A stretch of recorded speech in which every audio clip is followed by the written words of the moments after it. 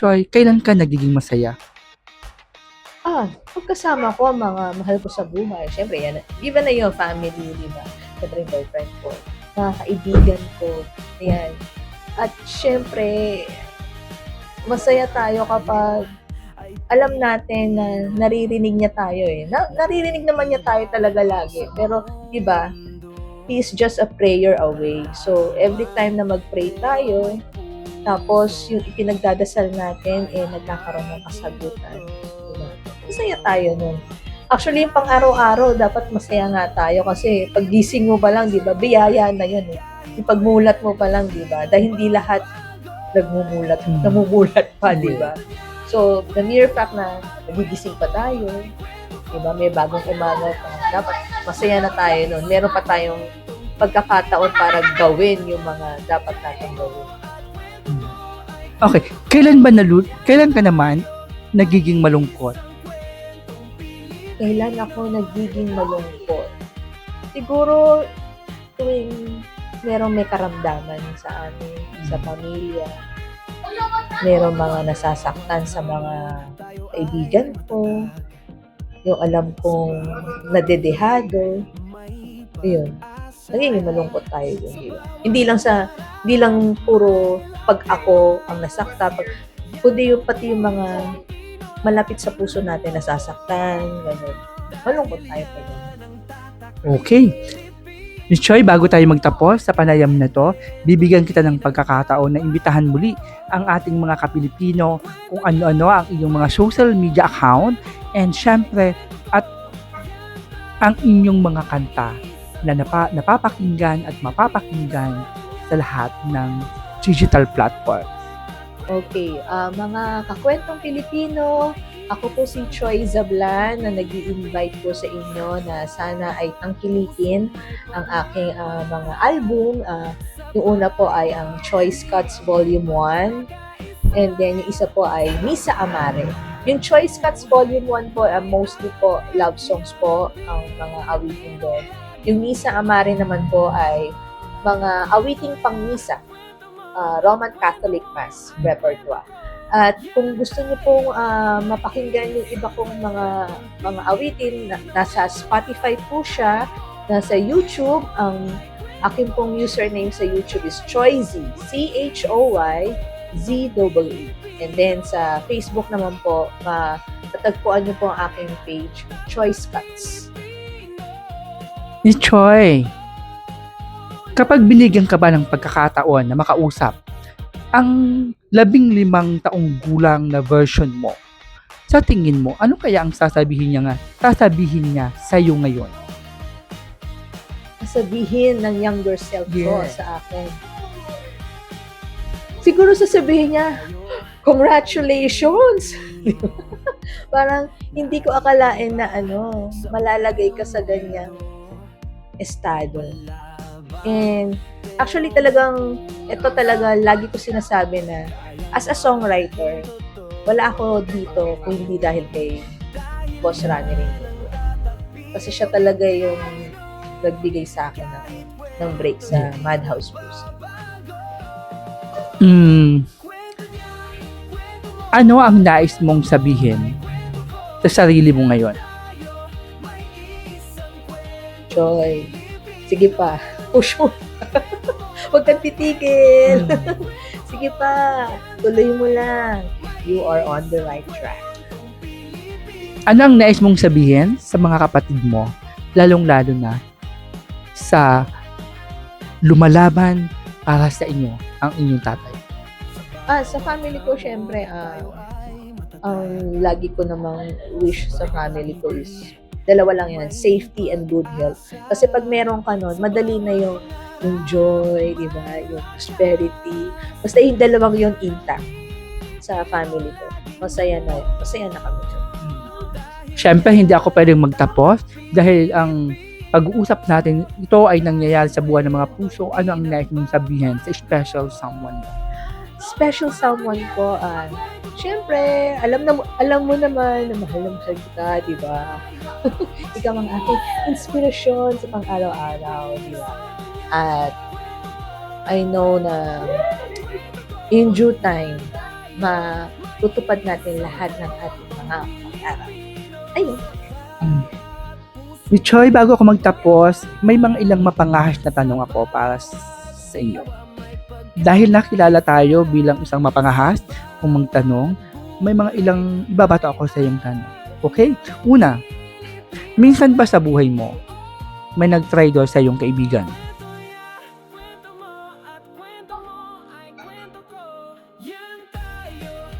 Oo. Paano mo binigyan ang sarili mo ng pagkakataon na patawarin sila sa nagawa nila sa iyo?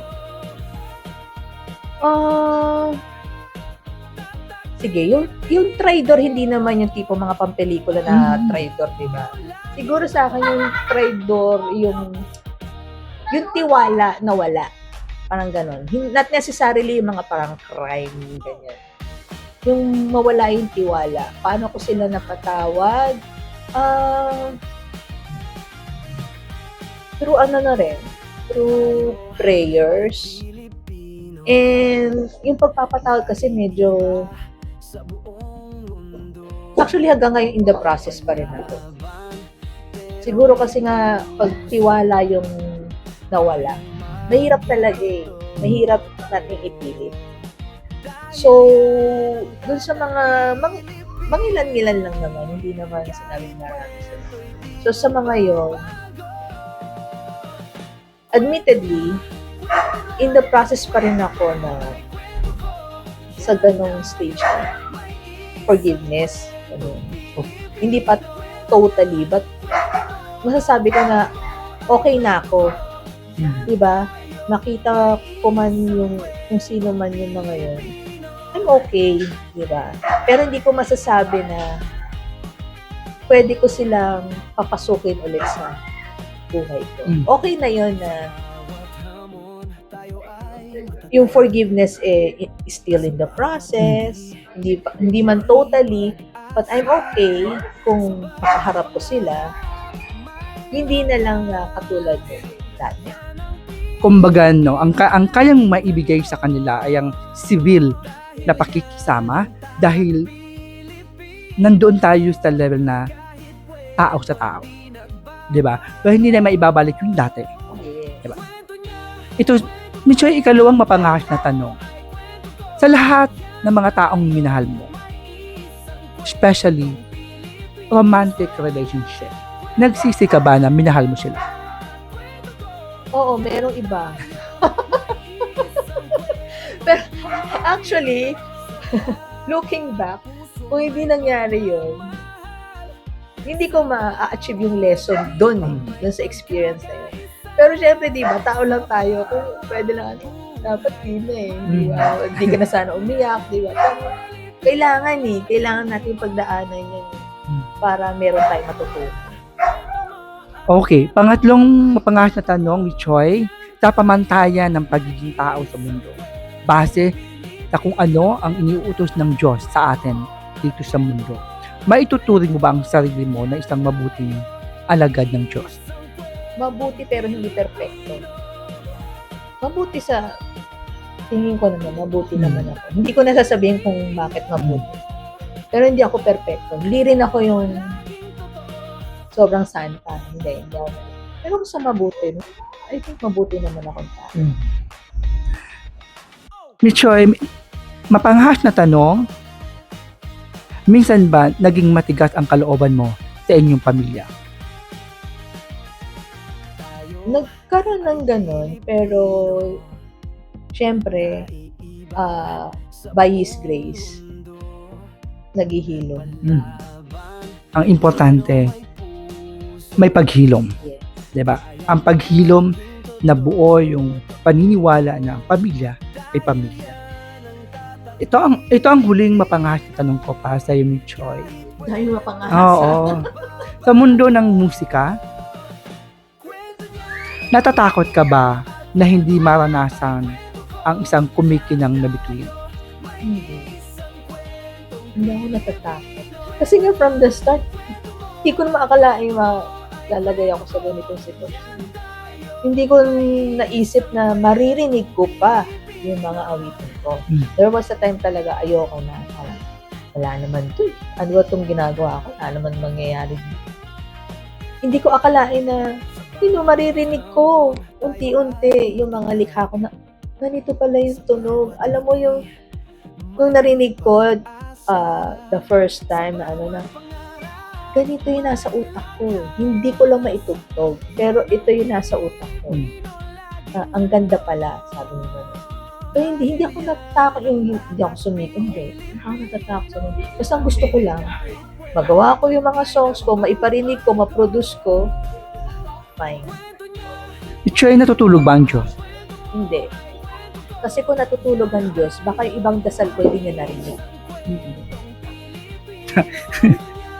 Tama nga naman, no? Kasi kung natutulog ang Diyos, hindi tayo mabibigyan ng pagkakataon makapag-usap ngayon. Sa dami ba naman ang tumikinig sa akin? Okay, Miss Choy, ito. Bago ko iba to ang huling tanong sa iyo, nakikitang bigyan ng pagkakataon na magpasalamat sa mga taong nagtitiwala sa iyo, lalo ng mga nakikinig at naging bahagi ng paglalakbay mo sa paglulunsad, ilulunsad at malulunsad mo pang mga kanta. Okay, first of all, ang gusto kong pasalamatan si Miss Melissa Fortus na nag-refer sa akin para ma-interview ni Mr. Roy Conda. Maraming salamat, Miss Mel. And syempre, pamilya ko, mga kapatid ko, si Daddy, syempre, special someone ko, si Jonathan.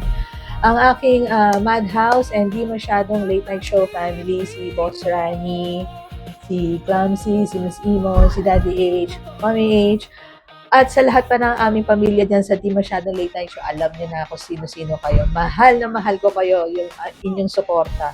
Siyempre yung mga kaibigan ko sa Madhouse, and then, alam niyo na si Sunny, Ivy, and sino pa ba?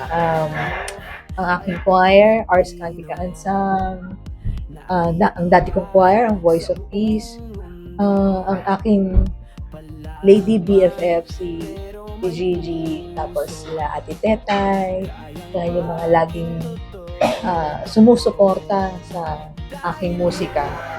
Alam niyo na kung sino kayo, hindi ko man kayo mabanggit. Maraming salamat. Love you all. Okay, maraming salamat, Miss Choy, sa inyong pagiging bahagi ng aking episode dito sa Kwentong Pilipino. Pero may isa pa kong tanong bago kita pakawalan, no, sa episode na to. Miss Choy, halimbawa naglalakad ka sa dalampasigan at ginuguhit mo ang buong pangalan mo. Sa tingin mo, sa punto ng pag-uusap natin ngayon, handa ka nang mabura ang pangalan mo dahil sa alon? Dahil sa alon? Kung handa na ako mabura okay lang mabura ang pangalan ko sa mundo, wag lang mabura ang pangalan ko sa mata ng Diyos. Diba? Kasi at the end of the day, doon tayo sasagot, diba? Doon talaga tayo magre-report. Wala akong pakialam kung mabura dito sa mundo. Basta pagdating ko doon ako dapat handa. Pagharap ko sa kanya.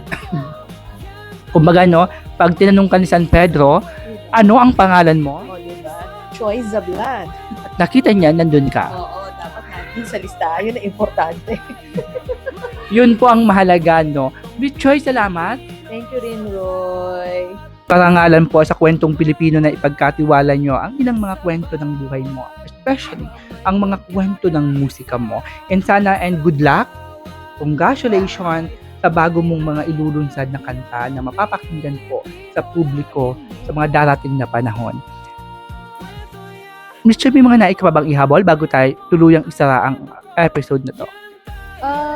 Siguro yun lang, para sa mga aspiring na songwriters, huwag kayong hihinto. Ituloy nyo lang yung pangarap nyo. Kasi habang may buhay, may pag-asa, di ba? Paulit-ulit yan na sinasabi. Pero totoo yan.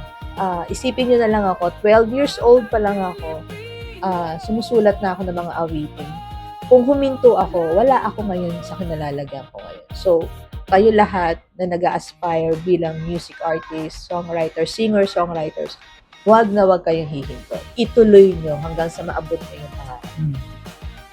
O, ayan mga Kapilipino at sa mga natutulog pa ang kanilang mga talento dyan, wag na po kayong matakot. Ilaban nyo na yan. Dahil marami nang pwedeng paggawin, marami nang pwedeng paraan, lalo't sa makabagong panahon. Dahil tayo ay nasusuportahan na ng makabagong teknolohiya. O yan, mga Kapilipino, ang napakinggan at napanood po natin ngayon ay kwento ng isang taong hindi sumuko na ipakilala sa inyo ang kanyang mga musika. Naiiba man, kung para sa iba ay huli, pero sa kanya ay isang simula ng panibagong pag-asa na ang kanyang talento ay may papamalas din sa inyo dito sa Kwentong Pilipino. Sana po supportahan po natin ang lahat ng mga independent singers katulad po ni Miss Choi na nagbibigay po sa atin ng iba't ibang timpla ng musika. So, sana po mula dito sa Kwentong Pilipino, supportahan po natin sila. Miss Choi, again, maraming salamat. And Thank you, Roy. And again po, ako po si Blue Roy. Ito po ang espesyal na edisyon ng Kwentong Pilipino na patuloy na naglalahad ng mga kwentong Pilipino.